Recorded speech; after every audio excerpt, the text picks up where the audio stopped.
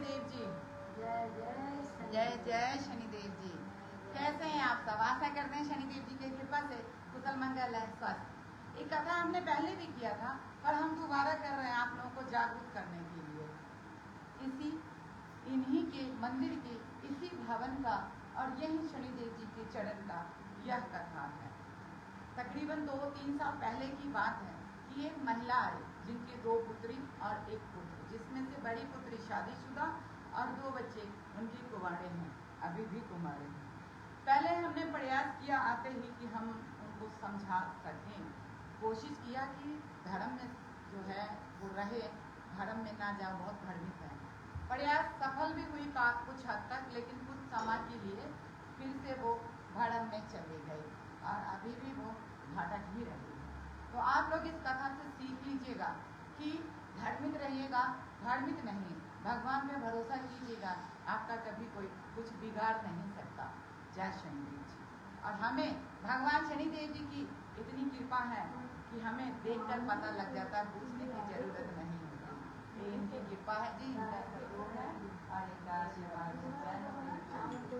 तो मेरे प्रिय इष्टदेव श्री शनिदेव महाराज की जय, मेरे आराध्य श्री शनिदेव भगवान की जय, मेरे शनिदेव सावड़िया की जय, श्री शनिदेव सरकार की जय, श्री शनिदेव राज की जय, श्री शनिदेव महाराज की जय। जय शनिदेव जी। जय जय शनिदेव, जय जय शनिदेव। वह महिला आई और बोली, माता जी मुझे आपकी जान पहचान की एक सत्संगी ने यहाँ पर भेजा कि जब मैं उनको बोली कि मैं बहुत परेशान हूँ, तो उसने कहा आप वहाँ पर जाइए, वहाँ पर सब ठीक हो जाएगा, भगवान शनिदेव जी के कृपा से जो माता जी कहती है सब सच कहती है, वो हो जाता है, तो आप जाइए। लेकिन वहाँ उस मंदिर की एक शक्ति है और उस मंदिर का एक सबसे बड़ा असूल है कि वहाँ पर कोई कभी खेल नहीं सकता और नेगेटिव रह नहीं सकते। उस मंदिर का चमत्कारी मंदिर शक्ति यह भी है कि वहाँ की घंटियाँ स्वयं खुद पर खुद बजने लगती है। उसने उसे सभी बात बताकर हमारे पास भेजा, तो हमने कहा ठीक है अब आप बताइए। तो उसने बताया कि जो ये मेरी पुत्री मेरे साथ आई है, इसको ऊपरी चक्कर है, बहुत बड़ी शक्ति हो जाए। मैं कौन सी बड़ी शक्ति भाई, भगवान से बड़ा तो कोई शक्ति है नहीं, और मैं मानती नहीं जो सत्य है, हकीकत है, ना ही मैं जानती हूँ। मैं सिर्फ भगवान को जानती हूँ, भगवान की शक्ति को जानती हूँ, बाकी किसी चीज को नहीं। जब मुझे बहुत क्रोध आया तो वो रोने लग गई और वो बोली माता जी पहले आप मेरी सुन लीजिए। मैं चलो ठीक है सुन लो। वो तो बहुत था, लेकिन जब ये रो रही थी तो हमने शांति से इनके शरण में बैठ के सुना। तो उसने कहा जो मेरी बड़ी पुत्री शादीशुदा है, उसके ससुराल वाले ने मेरे घर में बहुत बड़ी शक्ति भेज दी है, तो निगेटिव जिसको ऊपरी क्या बोलते हैं आप, ऊपरी चक्र कुछ ऐसा बोलते हैं, हमें पता नहीं है इन चीज़ों के बारे में। शनि भगवान कभी हमें पता भी ना नहीं होगा, तो मेरे शनि भगवान पता है ऊपर का चक्कर। हाँ जी, ऊपर का चक्कर। तो हमने बोला वो क्या चीज़ है, तो निगेटिव जिसको माता जी आप बोलते हैं, माले अच्छा ठीक है हम समझ गए। तो उसने जब से भेज दिया, मेरी ये जो पुत्री साथ में आई है, ये किसी भी दरबार में जाती नहीं है, ये चीखती है, चिल्लाती है और दरबार देखकर भाग जाती है। उसके बाद ये बेहोश हो जाती है। मैं बोली आज क्यों नहीं आई किया ऐसा कुछ, आज भी तो दरबार में ही आए हैं और भगवान यहाँ प्रत्यक्ष रूप से शनिदेव जी विराजमान है। तो नहीं माता जी, बात ऐसा है कि हम पहले गए थे पीर बाबा के दरगाह पे, तो उन्होंने बैठा दिया, तो मैंने बोला जब बैठा दिया तो आप यहाँ क्या लेने आए, आप जाइए, अब आपका बच्चा ठीक है तो अब आपको भटकने की जरूरत नहीं है, जो सत्य है। तो उन्होंने कहा नहीं हम आए हैं, आप सुन तो लीजिए, हमें हल बताइए, इसका समाधान बताइए। हल आपका सब ठीक है, बच्चे में कोई दिक्कत नहीं है, आप जा सकते हैं, बच्चा आपका देख लीजिए, चेक कर लीजिए। बच्चे से बात किया, बच्चा ओके, बच्चे में कोई प्रॉब्लम नहीं था, कोई निगेटिव ऐसी कोई चीज थी ही नहीं बच्चे में। तो हमने बोला अब आप किसी ज्योतिषाचार्य के पास, किसी पंडित के पास गए, किसी पुरोहित के पास गए हैं, कोई कथा सत्संग किया? तो नहीं माता जी, ना हमने कथा किया, ना हमने सत्संग किया, ना हम पुरोहित के पास गए, ना हम पंडित आचार्य ज्योतिष के पास गए, हम कहीं नहीं गए। तुम कहाँ गए आप? तो हम सोफा के पास गए, तो हमें समझ नहीं आया। आप तो काफ़ी चीज़ें भगवान शनिदेव जी की कृपा से मुझे समझ आने लग गई, पहले नहीं आती थी। तो हमने ऐसे देखा कि वो होता क्या है, तो उनके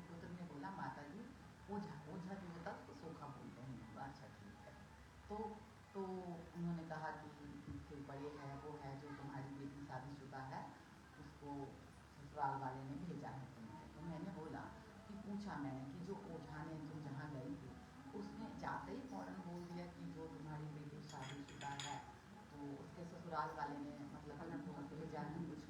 तो नहीं, हमने उनको बताया। तो ओझा कैसा क्यों बताया, वो खुद बताता तो हम मान जाते इस बात को, जो सत्य है। कहीं न कहीं चाहे तांत्रिक विद्या है, पूजा तो भगवान की ही होगी उनसे जो सच्चाई है। अब कुछ लोग इसको गलत प्रयोग करते हैं, कुछ लोग उसको सत्य प्रयोग करते हैं, जो सत्य है। तो नहीं हमने बताया लेकिन हमारे ठीक है। तो अब क्या दुख है? तो दुख इस चीज़ का है माता जी कि ओझा को हमने पहले बार गए तो उन्होंने हमसे 1.5 लाख रुपया लिया और 1.5 लाख के बाद कुछ दिन तक ठीक रहा, फिर प्रॉब्लम हो गया। तो मैं बोली फिर जाते, तो वही हम फिर गए तो उन्होंने कहा कि हम बहुत अब पहले से बड़ी शक्ति भेजी है तो अब थोड़ा पैसा और लगेगा। तो कितना लगा बेटा जी? तो 50,000 रुपया लगा। अच्छी बात है, आप तो ठीक हो गया होगा, 2 लाख रुपया लग गया तो बच्ची ठीक हो गई होगी, आपकी जो भी निगेटिव चीज़ थी ऊपरी चक्कर वो चली गई होगी। नहीं माता जी, ठीक नहीं हुआ।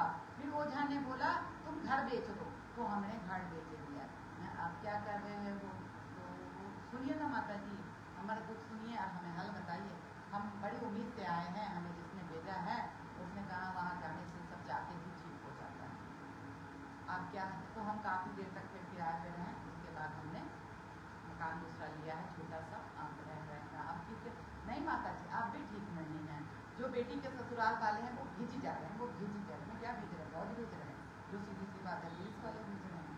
नहीं, वही ऊपरी चक्कर भेज रहे हैं। वो फ्री बैठे हैं तुम्हारे लिए कि भेजने के लिए, ऐसा कुछ नहीं है। धार्मिक काल से निकलो और जियो और जियो। तो जो उनका बेटा था वो समझदार था और वो साईं बाबा और जी को मानता था, साईं जी को मानता था, मतलब पीरों को दर को, और वो भगवान पे बिलीव करने वाला बच्चा है। तो उसने कहा माता जी जो आप कह रहे हैं वही सत्य है, मैं भगवान को ही मानता हूँ, बाकी किसी चीज़ को नहीं मानता। और मैं जब भी माता से कहता हूँ कि हम कथा करवा लेते हैं या किसी पंडित को लेके आते हैं तो माता ही सबसे सामने आड़े आ जाती है और वो कहती है ऐसा कुछ मत करना, खतरा है, जो सत्य है। लेकिन माता जी मैं मानता नहीं। मैं बोली भाई यहाँ पे माँ गलत है तो समझाओ। बोले समझा के हार गया, मकान बेच के रेंट पे आ गया। अभी छोटा सा लिया हूँ माता जी, वो भी बिक जाएगा, रेंट पे आ जाऊँगा, कोई दिक्कत नहीं, मैं कमा रहा हूँ, ओझा को दे रहा हूँ, जब तक है ओझा को दे दूँगा, जीवन चला गया तो खत्म हो जाएगा, हम कुछ नहीं कर सकते। इसी चक्कर में हमारे पिताजी चल बसे। बच्चा बहुत समझदार, पुत्री से बात की तुम क्या चाहती, तुम भी यही सब कहते नहीं, तो बिल्कुल ठीक है।